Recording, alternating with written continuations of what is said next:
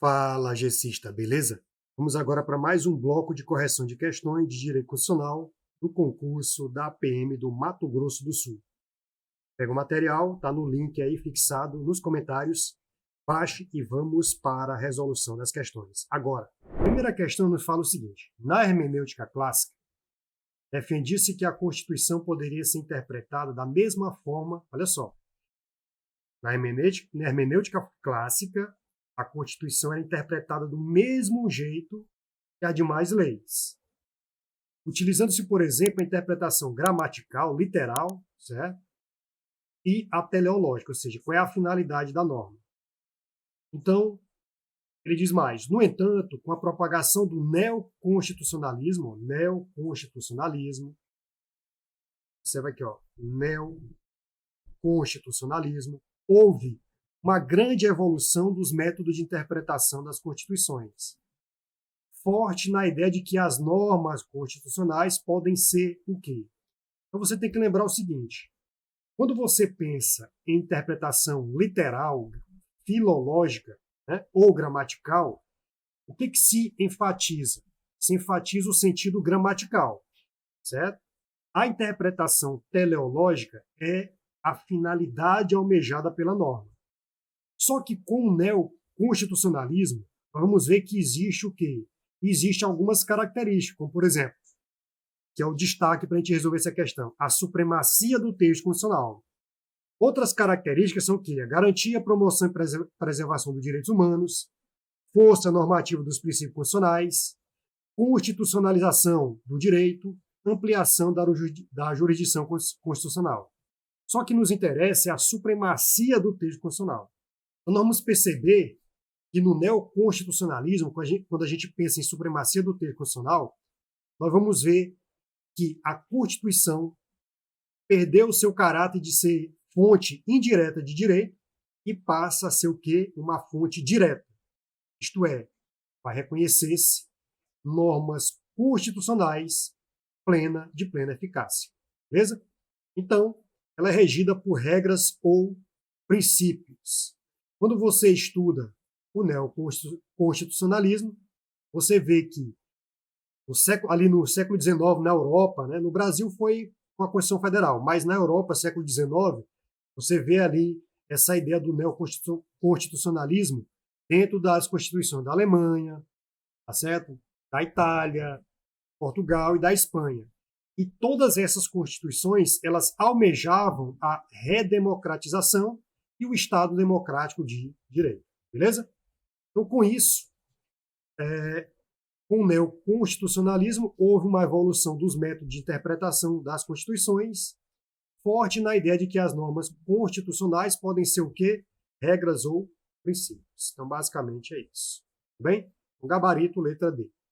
A próxima questão de número 2, diz o seguinte: nas democracias contemporâneas, a instauração do estado de sítio representa um momento de grave instabilidade política e institucional. Tá? E porque a sua autorização no Brasil, está bem claro aí, ó, é competência exclusiva de quem? Do Congresso Nacional. Quando você pega o artigo 49 da Constituição da República Federativa Brasileira de 88, artigo 49, inciso 4º, você vai ver que é competência exclusiva do Congresso Nacional aprovar o estado de defesa e a intervenção federal e autorizar, olha o verbo aí, ó, autorizar, o verbo transitivo direto, autorizar o estado de sítio ou suspender qualquer das medidas, seja estado de defesa ou intervenção federal. Outra coisa que você vê, né, no artigo 84, você vai ver que compete privativamente ao presidente da República decretar estado de defesa e o estado de sítio. Okay? Lá no artigo 90, você vai perceber a Constituição Federal que tem assim: compete ao Conselho da República pronunciar-se sobre intervenção federal, estado de defesa e estado de sítio. E no artigo 91, parágrafo 1º, você vai ver que compete ao Conselho de Defesa Nacional opinar. Se é um conselho, o conselho opina sobre a decretação do estado de defesa, do estado de sítio e da intervenção federal. Tudo bem? Então, quando você pega ainda o artigo 137 da Constituição Federal, você vai ver que o presidente da República pode, ouvidos o Conselho da República e o Conselho da Defesa Nacional, solicitar ao Congresso Nacional, o que ele vai solicitar? A autorização para decretar o estado de sítio. Nos casos, aí tem lá alguns casos, por exemplo, comoção grave de repercussão nacional ou ocorrência de fatos que comprovem a ineficácia de medida tomada durante o estado de defesa. Então, basicamente, aí você vai ver que a resposta de competência exclusiva está relacionado, tá certo, ao Congresso Nacional. Então, falou estado de sítio, falou quem é a competência para autorizar, você vai ver que aí você tem o Congresso Nacional. Questão 3. Ele falou assim: a Constituição Federal prevê que os órgãos do Poder Judiciário, aí ele destaca alguns aí. Quem são eles? Quem são os que compõem, tá certo, os órgãos do Poder Judiciário? Isso aí está relacionado ao artigo 92 da Constituição Federal, onde começa falando sobre o STF, Conselho Nacional de Justiça, que está aí, ó, Conselho Nacional de Justiça no 2. Nós temos lá o STJ, o Superior Tribunal de Justiça, que está aí relatado, tá certo? No 3. Aí também tem o Tribunal Superior do Trabalho, tem o Tribunal Regional Federal e juízes federais, tem os tribunais e juízes do trabalho, os tribunais e juízes eleitorais, os tribunais e juízes militares, que está aí destacado, ó, no item 1, e também nós temos os tribunais e juízes dos estados e do DF, territórios. Então, no caso aí, você tira o Conselho Nacional do Ministério Público. Está fora isso aí, e está fora o 4, que são os tribunais de contas, ficando 1, 2 e 3. Então, quem é que seria aqui, então? Você marcaria os tribunais e juízes militares, Conselho Nacional de Justiça, o Superior Tribunal de Justiça, está fora o Tribunal de Contas e está fora o Conselho Nacional do Ministério Público. Ok? Então, o gabarito aí é 1, 2 e 3, letra E. Questão 4. À luz do regime constitucional de remuneração dos servidores públicos, assinale abaixo o que não pode integrar a remuneração dos militares estaduais. Então, gratificação natalina pode, adicional noturno não pode, isso não está lá, auxílio alimentação sim, adicional de férias e abono de permanência. Eu quero destacar aqui, pessoal, o abono de permanência. O abono de permanência é um incentivo que o governo atribui ao servidor público para que ele adie o quê? A aposentadoria. Vamos só ver aqui como é que funciona isso aí. Vamos lá. O que é o abono de permanência? O abono de permanência ele corresponde ao incentivo que o governo atribui ao servidor público para que ele adie a aposentadoria. Então, imagina aqui o caso do senhor Juvenal, que é um servidor da Receita, é um técnico, tá certo, da Receita Federal, e ele recebe R$8.000. Vamos supor que ele contribui com a alíquota de 11% para a Previdência Social. Então, ele vai contribuir com 11%, que é descontado dele. Então, isso aqui vai lá para a Previdência. Então, se é 11% de 8 mil, ele está contribuindo com 880. Então, ele recebe o seu salário descontado, R$880. Isso vai para a Previdência Social. Beleza. Agora, o que seria o abono permanência? O abono permanência nada mais é do que o seguinte: em vez desse desconto, em vez de haver esse desconto, como ele vai permanecer depois de cumprir todos os requisitos para que ele permaneça, você vai perceber que ele já estava na idade de aposentadoria, tem todos os requisitos sendo cumpridos e tal, e aí ele tem o abono permanência. Então quer dizer que ele, além da remuneração dele de R$8.000, em vez de haver o desconto da Previdência Social, ele vai receber mais 880. Então é essa a ideia do abono permanência. Além disso, existe o tempo máximo, né? Para homens, que é 75 anos, e para mulheres, que é 70 anos. Tudo bem? Agora vamos voltar para a questão. Então, aqui na questão, você marcaria adicional noturno. Tudo bem? Ó, só uma curiosidade, pessoal. No dia 4 de setembro, o STF ele fixou o entendimento de que a Constituição Federal não prevê o pagamento obrigatório de adicional noturno aos militares estaduais. Assim, ela determinou que somente são cabíveis medidas judiciais para pleitear esse adicional noturno em casos em que o direito ao recebimento dessa parcela por militares estaduais seja o quê? expressamente previsto na Constituição do Estado. Bem? Se houver previsão, ele pode pleitear esse direito do adicional noturno. Se não há essa previsão, então ele não tem direito. O abono permanência na Constituição Federal está lá no artigo 40, parágrafo 19. Você vai ler lá. Ó. Observados os critérios a serem estabelecidos em lei do respectivo ente federativo, o servidor titular de cargo efetivo que tenha completado as exigências para a aposentadoria voluntária e que opte por permanecer em atividade para juiz a um abono de permanência. Bom, tudo bem? Que é equivalente, no máximo, ao valor da sua contribuição previdenciária, naquele caso que eu mostrei para vocês, uma alíquota de 11%. Pode variar de 7,5% a 11%, até completar a idade para a aposentadoria compulsória, que você viu que é 65 para homens e 70 para mulher. Então, o homem pode trabalhar até os 75 no serviço público e a mulher até os 70. Beleza. Questão de número 5. Caso o secretário de Estado, observe que é um secretário do Estado, pratique crime comum, no estado de Mato Grosso do Sul, ele será processado e julgado. Então, você vai ver que na própria Constituição do Estado do Mato Grosso, de 89, você vai perceber que lá no artigo 114, ele vai dizer que compete ao Tribunal de Justiça processar e julgar originariamente nos crimes comuns, tá certo? E nos de responsabilidade, os deputados estaduais, secretário de Estado. Então, aqui é o Tribunal de Justiça. A base para isso é a própria Constituição do Estado do Mato Grosso do Sul. Muito bem. Questão 6. Questão comum para quem vai fazer concurso do Ministério Público.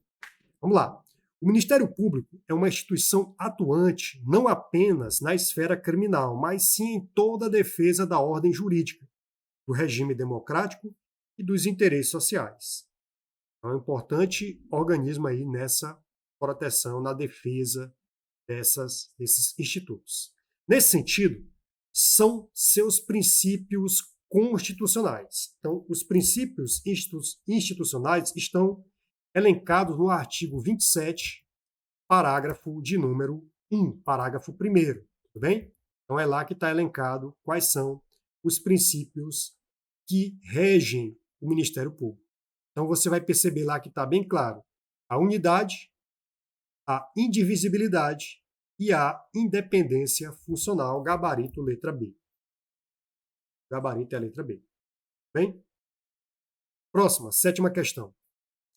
Acerca da ordem social e da segurança pública, assinale a alternativa incorreta. Então, ele quer a incorreta. Vamos lá. A primeira, ele fala o seguinte.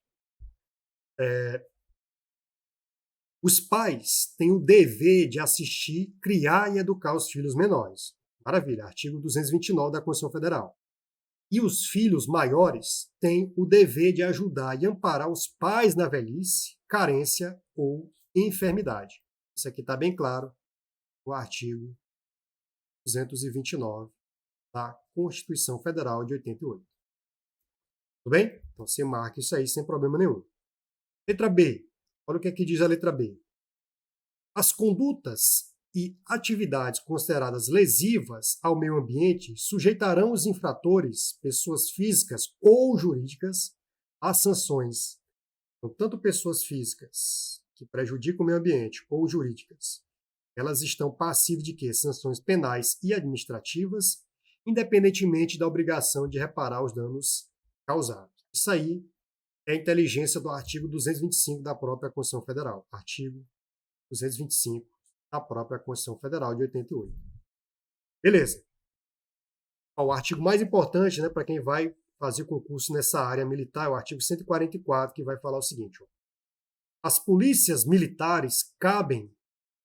O que é a polícia militar? Ela é uma polícia o quê? Ostensiva. E ela vai se preocupar com o quê? Com a preservação da ordem pública.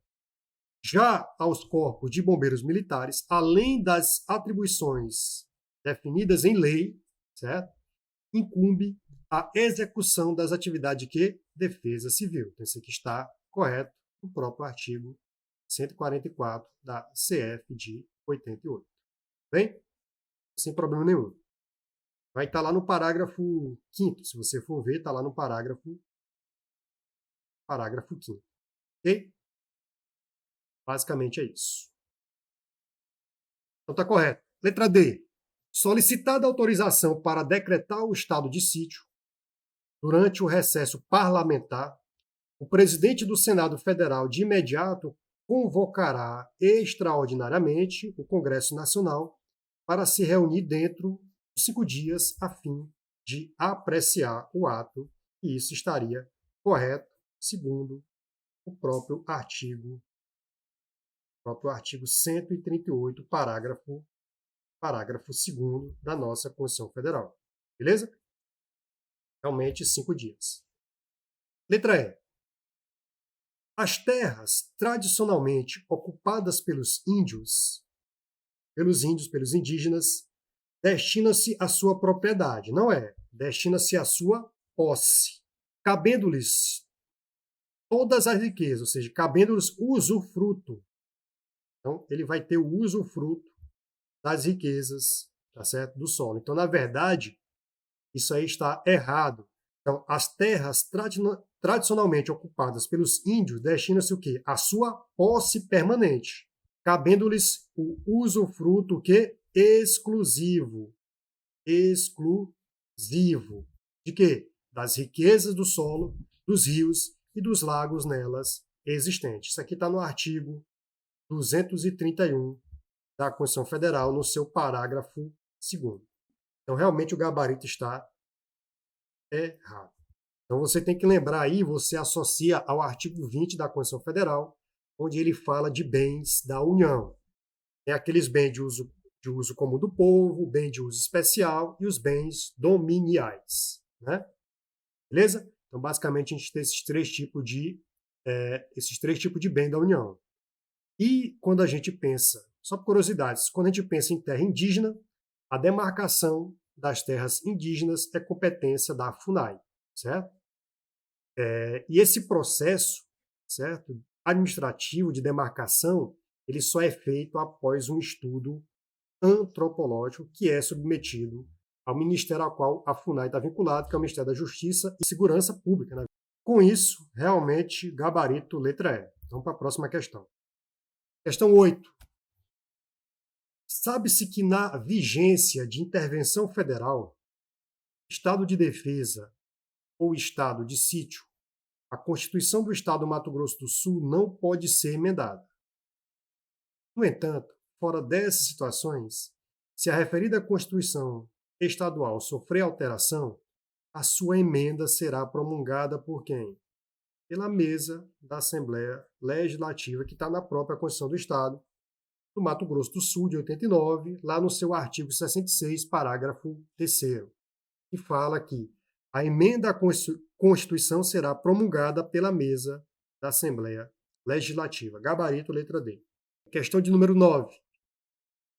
De acordo com a Constituição do Estado, observe que a Constituição do Estado, pautada no artigo 144 da própria Constituição Federal, que fala sobre a segurança pública, de 88, a Constituição do Estado do Mato Grosso, ela é de 5 de outubro de 89, né, pessoal? Então ele fala o seguinte: a segurança pública, dever do Estado, direito e responsabilidade de todos, é exercida por meio dos seguintes órgãos. Então, por exemplo, Ministério Público, não. Ministério Público, não. Polícia Penal, beleza.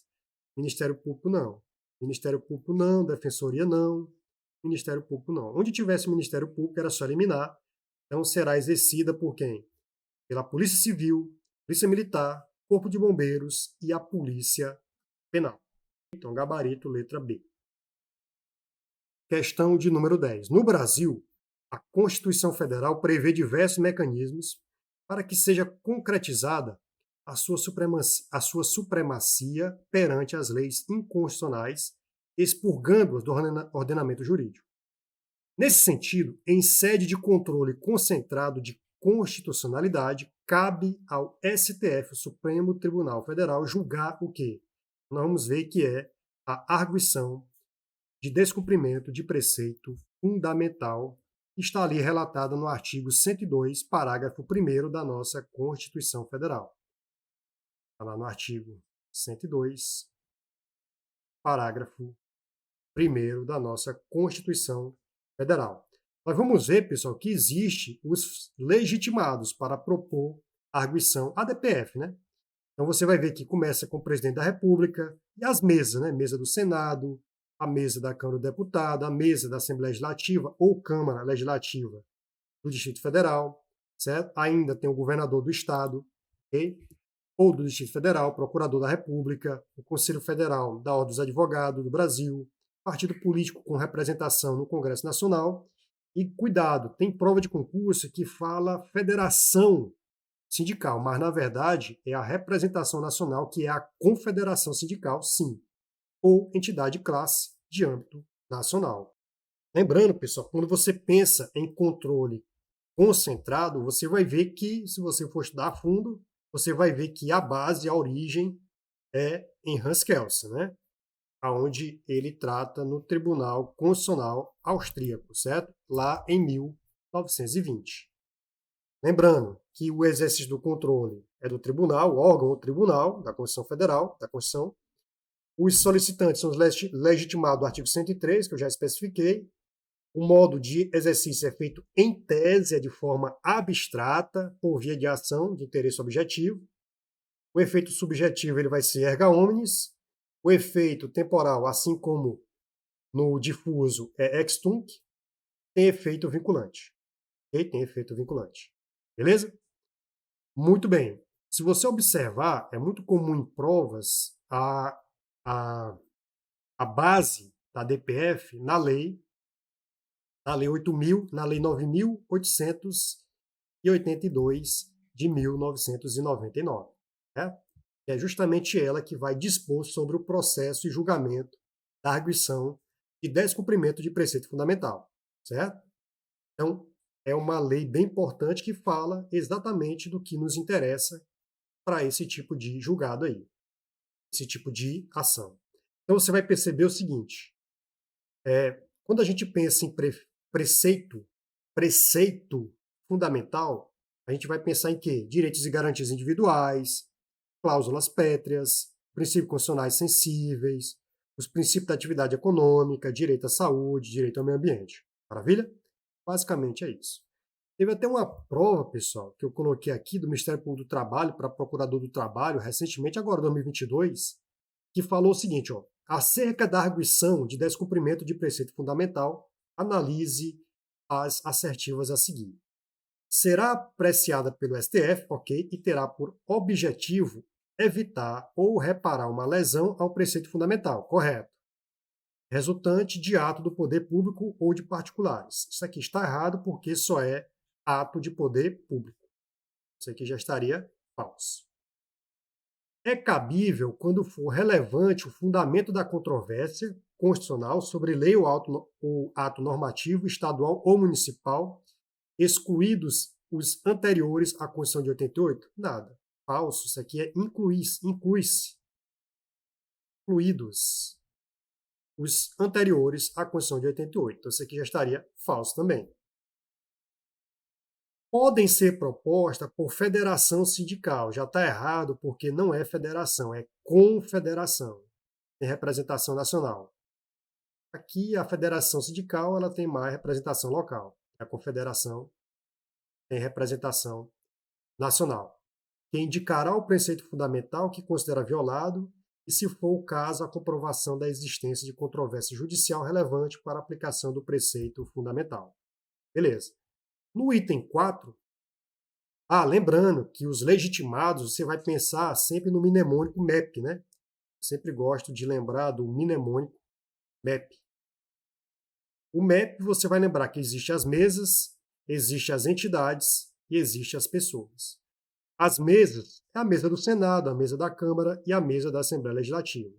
As entidades são o quê? O Conselho Federal da OAB, partido político com representação no Congresso Nacional, confederação sindical ou entidade de classe de âmbito nacional. E o 3 são as pessoas, tá certo? Presidente da República, Procurador-Geral da República, Governador de Estado, certo? Etc. E do DF, tá bom? Muito bem. Agora, essa 4 fala assim, ó, Não caberá, então tá falso o item 3, né? Vamos lá, item 4. Não caberá indeferimento, o indeferimento liminar, de que não cabe indeferimento liminar da petição inicial, quando faltar um dos requisitos previstos na lei, devendo o relator fixar prazo de 5 dias para supri-la. Então isso aqui vai estar falso. E, pessoal, na própria lei 9.882, ele fala que a petição deve conter o quê?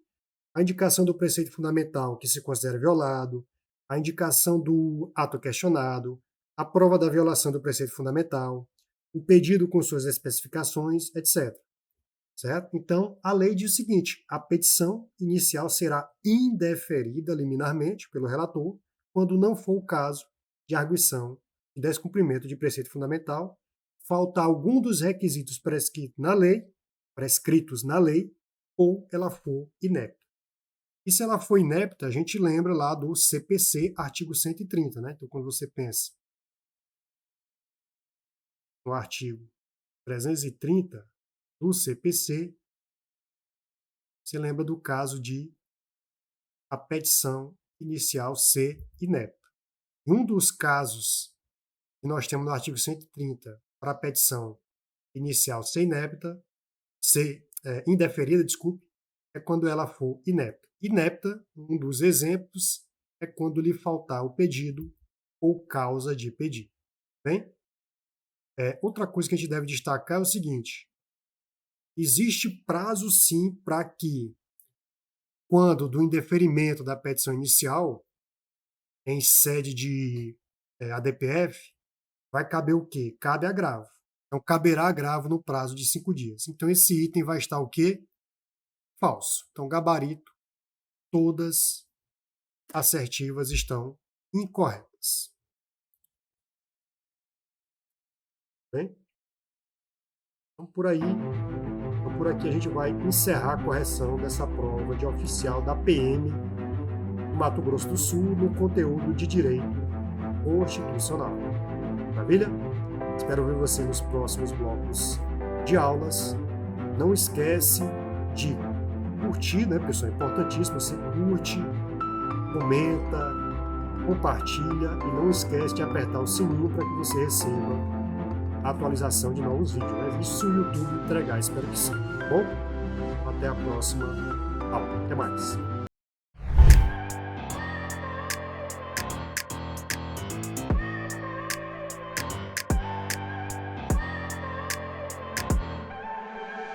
I look at people and I wonder all day, who are you and you are not the one in your way.